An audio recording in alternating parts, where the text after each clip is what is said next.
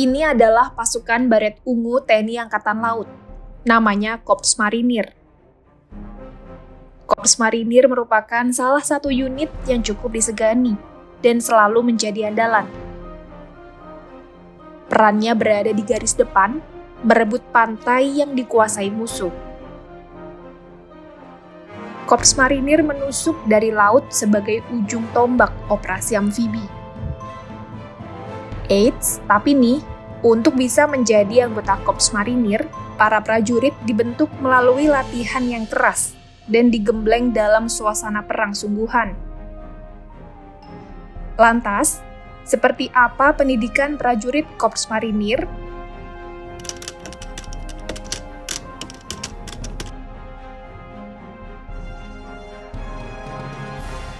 Komando Pendidikan Marinir adalah lembaga pendidikan pencetak Korps Marinir. Kodikmar melaksanakan pendidikan lanjutan perwira marinir, pendidikan infanteri marinir, pendidikan artileri marinir, pendidikan kavaleri marinir, dan pendidikan bantuan tempur marinir. Selain itu, Kodikmar juga melaksanakan pengkajian dan pengembangan doktrin operasi amfibi, tingkat taktik serta operasi pertahanan pantai. Kodikmar juga mengordinasikan, mengawasi, dan mengendalikan pusat-pusat pendidikan di lingkungan Kodikmar dan membina kekuatan. Kodikmar bermarkas di Gunung Sari, Dukuh Pakis, Surabaya, Jawa Timur. Kodikmar berada di bawah naungan Komando Pembinaan Doktrin, Pendidikan dan Latihan Angkatan Laut atau Kodiklatal.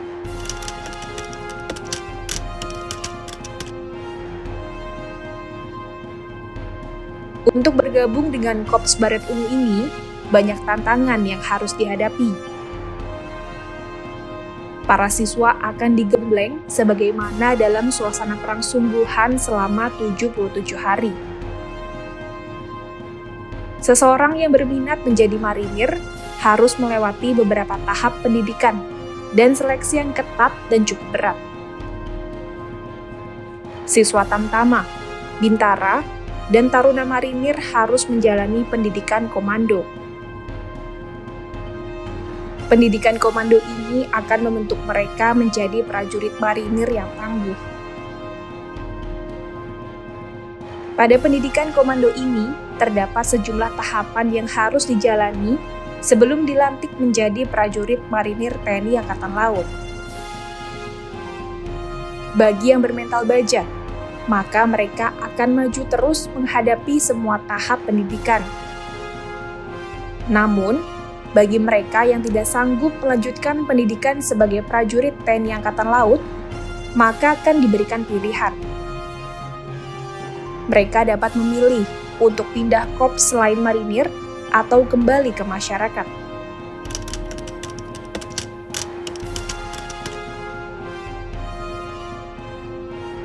Sementara itu, bagi calon perwira marinir yang dididik sebagai taruna Korps Marinir di Akademi Angkatan Laut, akan merasakan kehidupan marinir saat dilantik menjadi Kopral Taruna.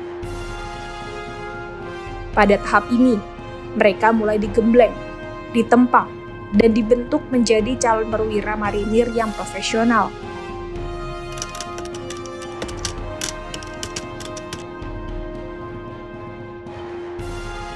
Setelah melewati tahap pendidikan dasar keprajuritan di Puslat Diksarmil Kodiklatal, para calon bintara dan tamtama Korps Marinir yang terpilih segera dikirim ke Kodikmar di Gunung Sari, Surabaya. Mereka akan mengikuti pendidikan tahap dasar golongan lanjutan marinir, kemudian mengikuti tahapan pembelajaran yang meliputi teori maupun praktik. Disinilah mereka akan mendalami doktrin-doktrin operasi amfibi dan operasi darat, serta materi penunjang lainnya.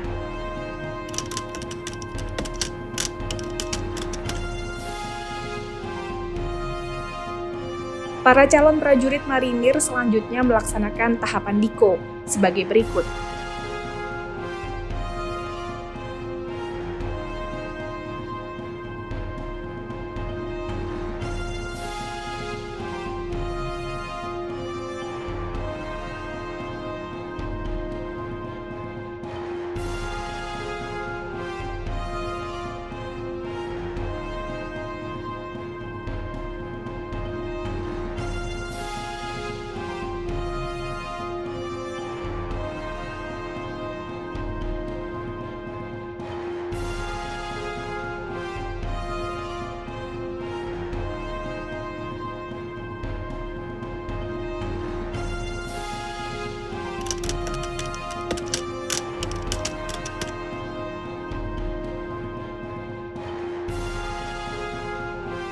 Setelah tahap Diko terlewati, siswa Dikmata akan dilantik menjadi Tamtama Marinir, dan siswa Dikmaba akan dilantik menjadi Bintara Marinir.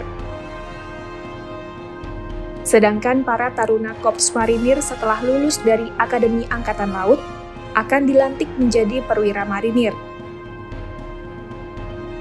Sebelum melaksanakan tugas, masih ada tahapan lagi yang harus dilaksanakan, yakni pelatihan Kolatmar, dan terakhir, upacara sakral pembaretan.